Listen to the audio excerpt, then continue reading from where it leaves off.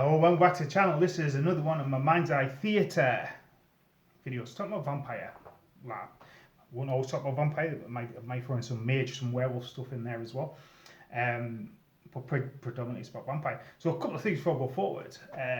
You will start seeing some stuff about Montreal. Why Montreal? Because Chapters is coming out, which is a vampire RPG tabletop game in a box. I'm quite excited by that, so I'm going to delve into some background from Montreal.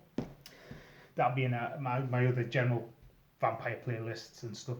The other thing I'm really interested about is, where do you LARP? Are you a LARPer? Are you not a LARPer? Throw those answers in the comments section.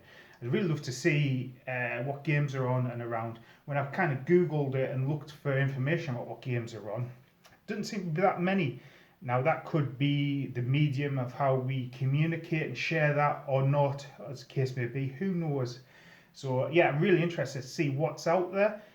Certainly in the days gone by, there were loads of games. Now there don't seem to be as many. But anyway, today's video. What we're talking about today is red flags from players. Things to look out for. Red flags is only an indicator that potentially danger is ahead. Doesn't mean there's a dangerous situation to navigate. Often there might be a missed perception. There could be a perception that something's amiss that isn't. Often something could be starting, and stitch of time, conversation and time saves a load of hassle and grief earlier. A lot of things about being a storyteller, being a player, any hobby things really, which you're interacting with other people, is understanding boundaries, what they are, what don't get crossed, what can get crossed. So the sister to this video is one where I've done it, talking about the same with storytellers. If you've not checked that out, do check that out. Focusing on kind of players and general members of your game. Biggest red flag is players not being interested in your game. So what that might look like is kind of people start talking out of character more than you'd expect during a game. People dropping in and out of character loads, and kind of maybe explaining away stuff out of character as they're doing in character action. Kind of breaks the flow of the game, or hovering around, turning up to games, hovering around, not really getting involved, not really committing. Couple of things that could be going on here. First one is, could be player boredom.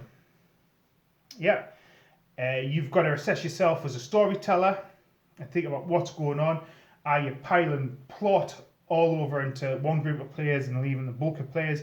Are the players you're expecting a trickle down plot and involve other people, involving them or not? There could be conversations to be had there. The other thing it could be is you might just have some people turning up to games who aren't really wanting to play a vampire, who's wanting to use it more as a social situation. Familiarity, put my teeth in. Every video or something, I can't say. Familiarity breeds contempt. You know, maybe they're going through a bit of burnout themselves with the game. Maybe they've just become comfortable. Who knows what could be going on? But if you notice it, it'd be worth talking to players about that. Maybe you have a meet-up after the game, and that becomes the thing that people are turning up to. And they might turn up late before time in and stuff and hover around. And often, you know, you want the focus to be on the game, and often the people keep dropping out of character can be disruptive to the game. Next one is mixing in-game and out-of-game. And for me, there should be some very clear, non-porous lines at this point. When the game finishes, the game finishes. So if people are kind of taking elements of that and the stuff you've been doing into real life, that's a big red flag. I mean, let's be honest here.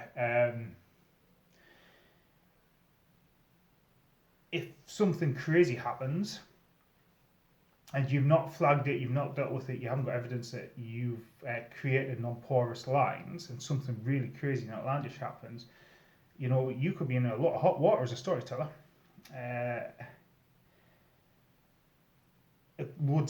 Tales I could share about that, but classic, or even the most simplest, there's the tales in the UK of the Larp group that got stopped by the armed police because they were playing out in the streets and they had replica weapons, and the armed police were called.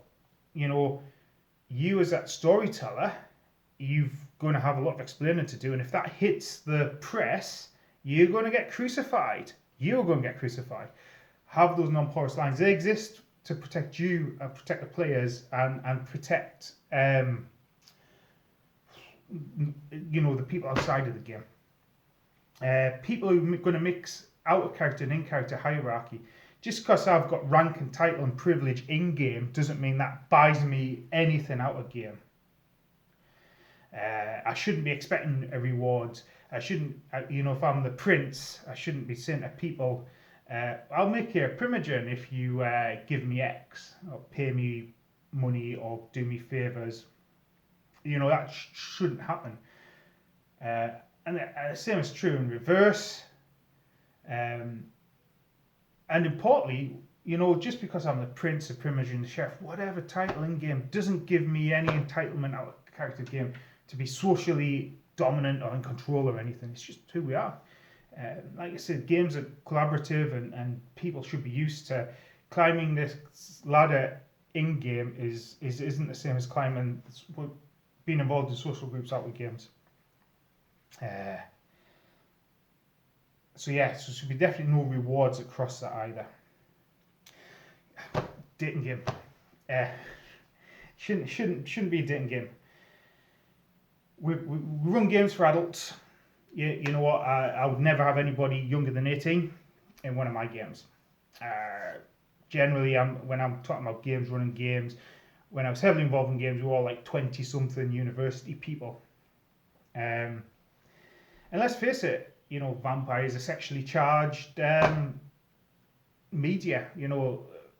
Bram Stoker's a romance novel with fangs, ultimately. Bit twisted, but it is. And attention you get in game might be flattering, or you might use your character to explore some elements of your personality you don't feel comfortable exploring out of character. And often this can result in games becoming a bit of dating games where people date, don't date, fall in, and then they're seeing them and stuff out of character, and it bleeds in character. A couple of things with this is, ultimately, A, we're adults.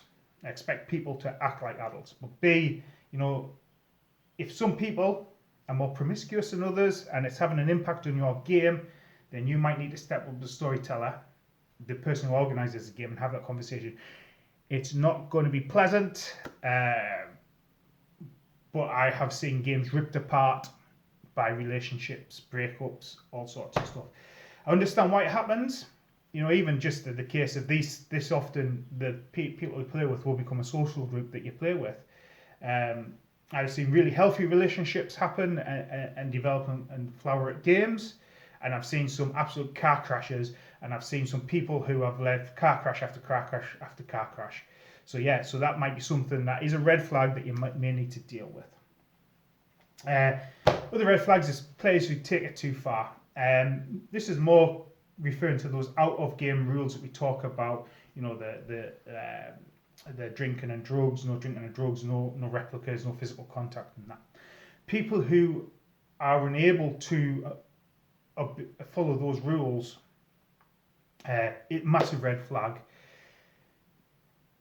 And often a serious breach of those rules occur because minor infractions have been allowed to build up and build up and build up. So people start to feel comfortable doing X, Y, and Z. So that just grows and grows and grows. So that the example I used was one of the players pinning somebody against a wall. I could bet you bottom dollar if we look back, there was probably a few times where that player had pushed the envelope a bit much. That wasn't challenged, so it just became the norm and acceptable to him. So yes, breaking that. Or the other thing I think about taking it too far is, again, all the blood drinking and imagery with the vampire. It's all make believe. It all exists in make believe. So if there's any hints of any of that stuff occurring out of game, then that's a red flag for that player or group of players.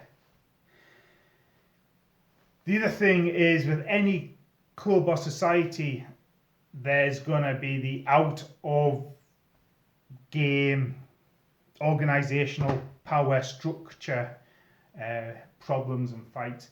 It's a real shame. So my stance on what happens out of game around organisations is whatever I do, I want it to be cooperative. I want to bring as many people in as possible. I want people to be first followers. I want to encourage people. I want people to be able to, when the time is right, when I want to step down from setting up or organising and running something, I want people to take over that job. I want it to be seamless. I want everybody to be happy and everybody to be cool. Well, what I often see is people who think they can do things better, and I'm not saying they can't, but instead of maybe joining in with the status quos and sharing their ideas and being involved that way, they almost become like cabal-like out-of-game power struggles as vicious as the in-game vampire power struggles in character games. And there'd be tensions and problems and issues arising, mainly due to a lack of communication, or a group of players might perceive that a storyteller or organisers are doing things wrong, but instead of kind of trying to have a conversation about it, start rumour and innuendo, trying to undermine people so others can be gossiping and stuff. Like I say, we're all adults. It shouldn't be happening. But if it is happening, it's a red flag to look out for. Be it a group of players who might want to set up their own game, in which case you can encourage them to go off and set up their own game. You know, you don't owe anybody a place at your table. You don't owe anybody a place at your gaming hall. You don't owe anybody a game of anything. So maybe some people might want to do something differently out there. If you've got clear style sheets that they disagree with, maybe we should look at the induction of new players. And a video on that coming soon. But yeah, if things are coming up with where a group of players out of character are pushing agendas about controlling an organisation again, listen to them, involve them where possible. But ultimately, it might be a decision of get rid of them, or, you know, at times, there was one time I was getting bullied by a group of players with what amounted to be a XP call that cost 1 XP difference. And you know what? I was like, sod it. Life's too short. Life was too short. So that was one of the big nails in my ST. And after about 10 years of running games for people. But anyway, that's an aside. And finally, final red flag for players in games is pushing real life ideology. So I say bollocks to the culture wars and the woke wars. My ideology in life is be cool to everybody. That means I generally have a fairly liberal view on what happens. I won't bother you if you don't bother me. And I expect everybody to live the same way. So what I don't want to see at games is different ideologies pushed in real life, maybe through characters, or maybe it's on out of game. And I'm talking politics, I'm talking religion. And again, politics, you know, I don't want it used as a stick to beat somebody out of character or in character. In religion, the same way as well. All sorts of weird stuff that might come up. You know, sexuality and stuff just doesn't matter. It doesn't matter. I don't want it used either way. I don't want it used as a weapon. I don't want to see it used as a defense. I just want everybody to be cool and get on. And does that mean we might need to agree to not talk about certain topics and stuff in game, out of game? Yes. Does that mean I might need to ask somebody to tone back an in character piece of background or where they're portraying something? Yes. Does that mean that things have to be really bland and neutral? Well, no. There's loads of stuff we could talk about or push around. Or if a character is going to have some opinions in game, you know what? Let's make it known that character's a heel, for example. But a lot of this stuff is talking about communication. You know, we talked about there isn't a session 0 for games, and people are going to be coming into your game after it started. You might have session 0 for your first game, but after 6 months, you might have new players coming in.